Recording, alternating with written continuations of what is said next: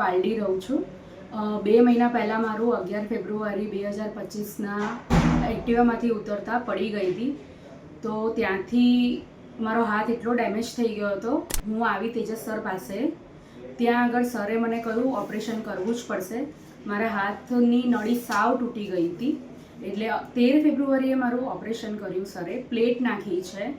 અત્યારે 2 મહિના થયા, મારી એક્સરસાઇઝ ને બધું કર્યું મેં, અને અત્યારે મારો આખો હાથ એટલો વ્યવસ્થિત થઈ ગયો છે કે જેની કોઈ એ લેવલ જ નથી. એટલું સારું થઈ ગયું છે. હવે બીજું એ કે હું ગાડી ચલાવીને હું બધે જ જઈ શકું છું. ઇવન અત્યારે બી હું ગાડી ચલાવીને જ બધે ફરું છું. મને બહુ જ સેટિસ્ફેક્શન થયું છે.